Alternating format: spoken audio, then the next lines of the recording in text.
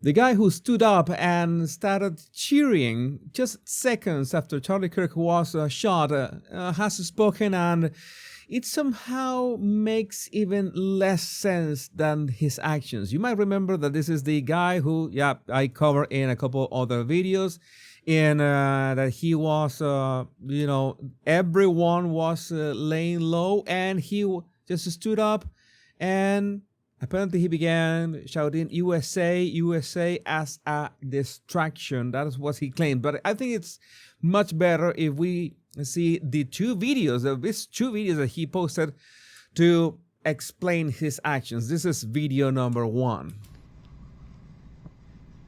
The event opened with music, people throwing hats, and loud exchanges from different parts of the crowd.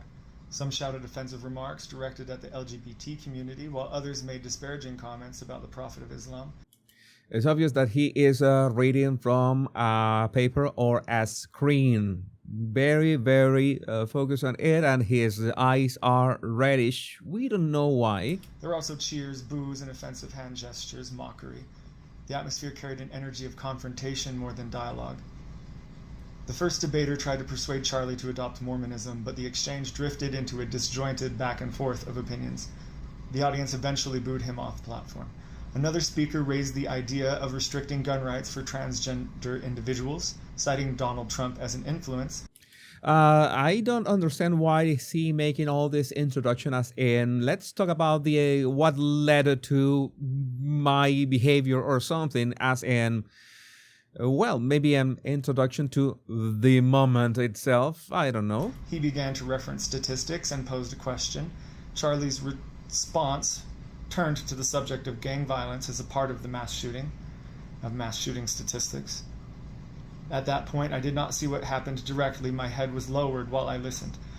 When I heard a sharp crack, at first I thought it might have been fireworks or a disruptive prank, so I looked up.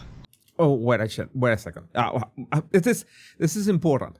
This is important.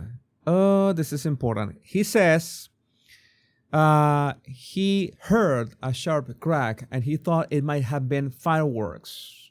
All right? That will be important later on. It might have been fireworks or a disruptive prank, so I looked up to the horizon for smoke. I looked up to the horizon for smoke. He is looking for a justification of why he was looking up in the direction of the shooter. It is my guess. When none appeared, I realized it must have been a firearm. I realized it must have been a firearm. So he's saying that from the sound, he couldn't tell if that was a firecrack or a firearm, fireworks or a firearm. Okay, that is important. My friend reacted in horror, saying Charlie had been struck. His voice and description told me how serious it was. Based on his reaction, I believed Charlie had been gravely injured. I instinctively checked the security team's movement, though I have no affiliation with them. Realizing the situation was dangerous, I stood and shouted USA, not as a provocation, but to project strength, encourage others, and create a distraction that might help calm panic or even save lives. So basically, he wanted to do what Trump did at Butler, according to him. All right. At that moment, no one knew whether this was a lone shooter or something coordinated. My friend was devastated. It's like something coordinated did not include him. I don't think that he was included in the thing. I think this is insane enough. It's an insane enough story I really have no idea what I'm watching right now. He admitted he admired Charlie deeply. I only knew Charlie through minimal content. I only knew Charlie from minimal content. That is also important for later. But would never wish to celebrate harm to anyone. Because of my background as a soldier. I don't know. He has a background as a soldier. And he just said that he couldn't tell fireworks from gun sound. It's something that I'm trying to wrap my head around that. As in, is that a possibility? You have experience as a soldier and you can't tell fireworks from a gun firing, a rifle firing? I don't know. Please tell me, what do you think about that in the I comments. was able to stay calm under stress, focus on protecting and comforting my friend. Afterward, I called my wife to let her know I was safe. Once traffic eased, we left. So that was the first video. You see that there was that contradiction. He began doing all this intro to the moment in which he did not see what happened. So the crack sounded and he thought it was fireworks at first or a prank. And the most important thing, the most relevant thing, by the way, the timing is a bit off because the gun was shot. Charlie began bleeding. And then afterwards, when the people realized what was going on, it was when everybody went down. There was a certain delay in the reaction. Obviously, that people are not going to react immediately. It's going to be like a short delay. He's not accounting for that delay. And I don't know. Let's watch the second video. He published 2 videos to his account. You know, all this chatter is absolutely incredible, but I'm actually really burnt. I'm honestly like the happiest person you have ever met in your entire life. It really doesn't show. It's hard to digest the part that you're the happiest person that we have met in our entire lives. And I am absolutely sick of all of my soldiers, including Charlie, dying. He just said that he barely knew Charlie from his content, and now he's saying that Charlie is one of his soldiers. So you guys can mock each other. Mock away and see what happens. I am done with my soldiers dying while everyone just mocks each other. Mock, mock, mock. You think that that's a solution? You know every major religion speaks out against mockery. And I saw mockery. And I saw a mob just energized with mockery. Absolutely laughing. This is John Oliver. This is Matt Walsh. This is Louder with Crowder. This is all the mockery that's existed on both sides of the equation. And it's killing my soldiers, my people, and I'm done.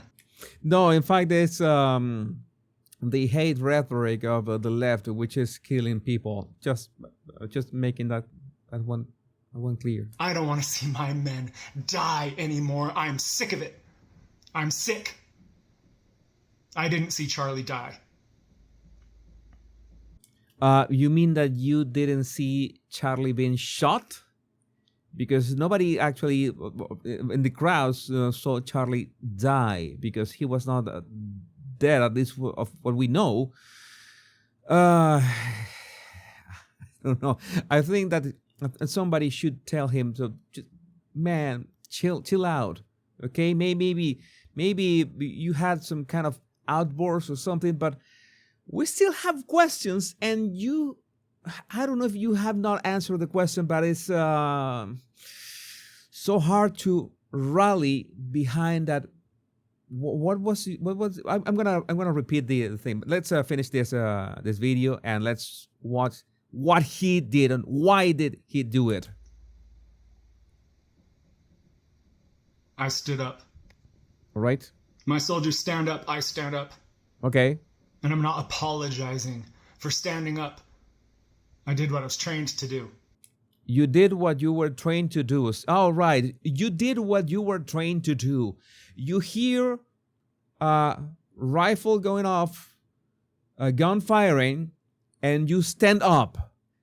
I think that is one of the first things that you learn in military combat not to do, man. It's I don't have that much experience with firearms. Many people already know it, but I absolutely know that if you hear a gun cracking, it's bullets being shots fired, you don't stand up. So that training, no, that's not it. So what did he do? Let's repeat this. This is from the first video. Movement, though I have no affiliation with them. Realizing the situation was dangerous, I stood and shouted. Realizing the situation was dangerous. Realizing the situation was dangerous, I stood and shouted USA, not as a provocation, but to project strength, encourage others, and create a distraction that might help calm panic or even save lives. All right, people were already laying low, to not be struck by bullets. And usually that is a good strategy because that makes you a smaller target. And so if you make people stand up, it's that you should be running, like going away or something, I don't know, taking cover. But standing up, shouting USA to project courage, I don't know. Maybe we can give him the benefit of the doubt. What do you think? Did he really thought that he was going on full butler on this?